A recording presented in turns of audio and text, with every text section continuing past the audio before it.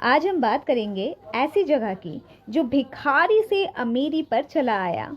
वो है सिंगापुर, जो कि बहुत आसानी से अपना बिजनेस करता है और सबसे प्रथम स्थान पर अपना रैंक बनाए हुए है। करप्शन में तो दुनिया भर में नीचे से वो तीसरे नंबर पर आता है। फ्यूचर ऑफ प्रोग्रेसिव थिंकिंग की बात करें तो वो फोर्थ रैंक पर है। सेफ्टी की देखें तो फिफ्थ रैंक पर, और फॉरवर्ड थिंकिंग सोसाइटी में भी वो फिफ्थ रैंक पर है। हायर एजुकेशन में सिक्स रैंक पर कायम है। इनोवेशन और फास्ट मूवर्स में वो सेवेंथ रैंक पर है, और कल्चर एंड वैल्यू एडहेरेंस में नाइन्थ रैंक पर है। 1965 में सिंगापुर दुनिया का सबसे बड़ा स्लम था, पर अब अगर आप इसको देखें तो इसका रंग रूप ही बदल गया है। अब ये स्लम नहीं रहा। सिंगापुर एशिया का वो ड्रीम कंट्री है जहां पूरा दुनिया सिंगापुर जैसा बनना चाहता है। इंडिया का 0.02% भाग ही सिंगापुर का एरिया है, मतलब कि इंडिया 5000 गुना बड़ा है। अगर इंडिया का सिर्फ दिल्ली पकड़ लिया जाए तो वो भी 2 गुना ज़्यादा बड़ा है सिंगापुर से। 1819 में मलाई के कुछ मछुआरों ने सिंगापुर को ढूंढा था और साथ में कुछ चाइनीज किसान हुआ करते थे। 1965 में सिर्फ और सिर्फ 5% पॉपुलेशन के पास ही अपना घर था, लेकिन अब 95% ऑफ पॉपुलेशन अपना घर बना चुके हैं। इसलिए दुनिया का सबसे हाईएस्ट होम ऑनरशिप सिंगापुर शहर ही है। सिंगापुर की पूरी इकोनॉमी आज शिपिंग बेस्ड है। सिंगापुर पानी से लेकर मिट्टी सब कुछ इंपोर्ट करते हैं, खुद का कुछ नहीं बनाते वो। 1965 की बात करें तो जीडीपी पर कैपिटा इनकम $300 हुआ करता था, लेकिन अब वही जीडीपी पर कैपिटा इनकम $60,000 है। 200 गुना बढ़ोतरी हुई है। वहाँ हेल्थ के कारण लाइफ एक्सपेक्टेंसी इतनी अच्छी हो गई है कि 84 इयर्स एवरेज उम्र है वहाँ पर। जब सिंगापुर को मलेशिया से हटा दिया गया तो वहाँ के former PM Lee Kuan Yew चिंतित हुए कि इतने गरीब देश को कैसे चलाया जाएगा, पर उनके इतने अच्छे लीडरशिप के कारण अब वहाँ के लोग उन्हें पूजते हैं। उन्होंने एक कंट्री को एक कंपनी की तरह बनाया। सिंगापुर एशिया की बिजनेस कैपिटल बन चुकी है। ली क्वान यू का ये मानना था कि कम्युनिस्ट से बच के रहो, हम सब बराबर हैं, हमें देश के प्रति फेयर रहना है। इनका मानना था कि कम्युनिस्ट से जितना दूर रहेंगे उतना ही आगे बढ़ेंगे। मैंड्रिस सीखते थे ताकि उनको इन्फ्लुएंस कर सके। वो अपने देश की कहानी को ऐसे बताते थे कि वो लोगों का दिल जीत लिया करते थे। लोग अपने अपने एजेंडा भूल जाते थे। उनका फंडा था कि कोई सोशलिज्म या कम्युनिज्म नहीं चाहिए, बस सब कुछ प्रैक्टिकल होना चाहिए, मनी आना चाहिए और ग्रोथ होना चाहिए। इनका देश का जो मॉडल है वो है CMIO, यानी कि C for Chinese, M for Malay, I for Indian और O for others. 40% world trade समुंदर से होता है क्योंकि ये पानी के बीच में है। ये एक अच्छा ज्योग्राफिकल एडवांटेज उन्होंने उठाया। इनके पास रिसोर्सेज नहीं है, पर रिसोर्सेज जुटाने की क्षमता ज़रूर है। जैसे दुबई ने किया, ठीक वैसे ही सिंगापुर ने किया और एक कल्चरली मजबूत देश बनाया। ली क्वान यू की एक कहानी ये थी कि जब वो यूके में पढ़ने गए थे और वहाँ जब वो कैम्ब्रिज यूनिवर्सिटी में पढ़ रहे थे, तब वहाँ एक न्यूज़पेपर बांटने का डिस्पेंसर हुआ करता था। उस डिस्पेंसर से लोग न्यूज़पेपर उठाते थे और पैसा डाल देते थे। अगर किसी ने $10 भी डाल दिया तो चिल्लर वापस आ जाता था और लोग ईमानदारी के साथ बचे हुए चिल्लर ही उठाते थे और चले जाते थे। अगर लोग चाहते तो बिना पैसा दिए हुए भी न्यूज़पेपर उठा के जा सकते थे, लेकिन लोग ऐसा नहीं करते थे। ली क्वान यू ये देख के हैरान हो जाते थे कि लोग इतने ईमानदार कैसे हो सकते हैं। यही देख के वो बहुत प्रभावित हुए और उन्होंने ये निर्णय लिया कि डेमोक्रेटिक और ऑनेस्टी ही देश की वैल्यू बना दी। एक दफ़ा सिंगापुर के एयरलाइंस के पायलट जो थे, उन्होंने प्रोटेस्ट किया कि हमारी तनख्वाह बढ़ा दो। तभी ली क्यान यू ने ये कहा कि कोई नेतागिरी नहीं चाहिए और बहुत तेज उन पर चिल्लाए और उनको बोला कि तुम्हारा ये हालत कर दूंगा पायलट्स कि तुमको यहाँ पर क्या, कहीं पर किसी दूसरे देश में नौकरी दिला के दिखा दे कोई तो फाड़ दूंगा उनको।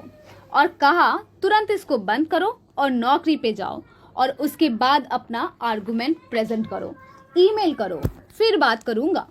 अगर ऐसा काम किया तो दुनिया के डबल या ट्रिपल तनख्वाह पे सारे पायलट्स ले आऊंगा और तुमको खत्म कर दूंगा और 5 दिन में फिर से एयरलाइन चालू कर दूंगा। सारे पायलट घबरा गए और 60 मिनट के अंदर उनका सारा प्रोटेस्ट खत्म हो गया।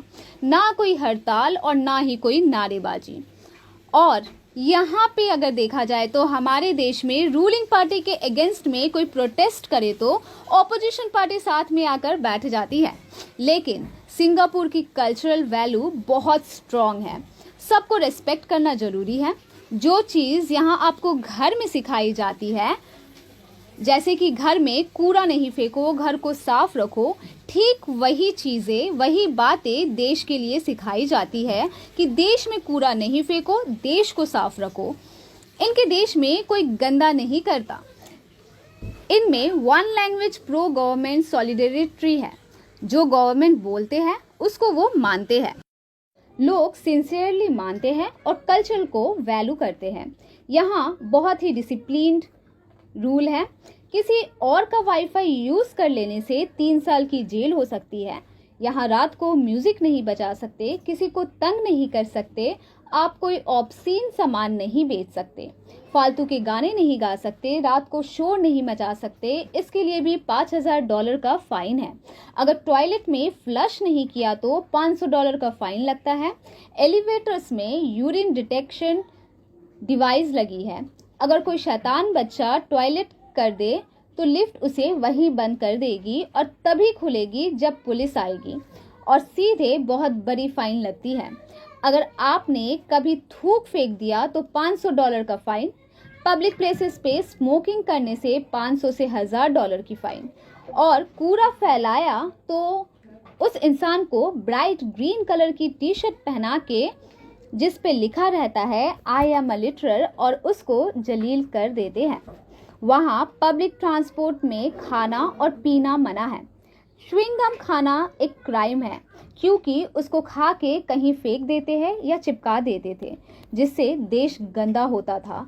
इसलिए इस पे 2 साल की जेल और 100,000 फाइन है। वहाँ गवर्नमेंट पॉलिसी को मानते हैं, क्रिटिसाइज नहीं करते। हमारे देश में गाड़ियों को हाथ दिखाते हुए रोड क्रॉस करते हैं लोग, पर वहाँ पे ऐसा कोई सिस्टम नहीं है। ऐसा करने से 3 महीने की जेल और $1000 की फाइन। ग्रीन लाइट होने से जेब्रा क्रॉसिंग पर ही आप क्रॉस कर सकते हैं। पब्लिक ट्रैफिक में आप इंटरफेयर नहीं कर सकते। यहाँ रात को नाच गाने का परमिशन भी बहुत मुश्किल से मिलती है। सेम सेक्स रिलेशनशिप यानी गे या लेस्बियन वहाँ अभी तक अलाउ नहीं है। अगर आपके पास ड्रग्स है तो ना आपको जेल होगी और ना ही फाइन होगी, सीधे फांसी होती है जिसे कि कैपिटल पनिशमेंट कहते हैं।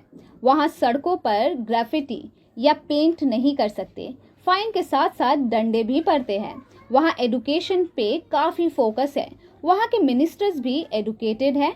CEO की तरह वहाँ पे मिनिस्टर्स को तनख्वाह देते हैं। वहाँ मॉनिटरी और नॉन मॉनिटरी के लिए रिवार्ड्स दिए जाते हैं। वहाँ ज़ीरो करप्शन है। वहाँ इतना वैल्यू एडुकेशन है कि करप्शन तो है ही नहीं। वहाँ मल्टीपल प्रॉपर्टी नहीं खरीदा जा सकता क्योंकि सिंगल प्रॉपर्टी रूल है। अगर आपके पास बहुत पैसे हैं और आप मल्टीपल प्रॉपर्टी लेना चाहते हैं तो वहाँ की जुडिशरी इतनी स्ट्रिक्ट है कि रिजल्ट में पेनल्टी भरना पड़ता है आपको। सिंगापुर में मेरिटोक्रेसी रूल है, यानी जो आगे है वही आगे बढ़ेगा।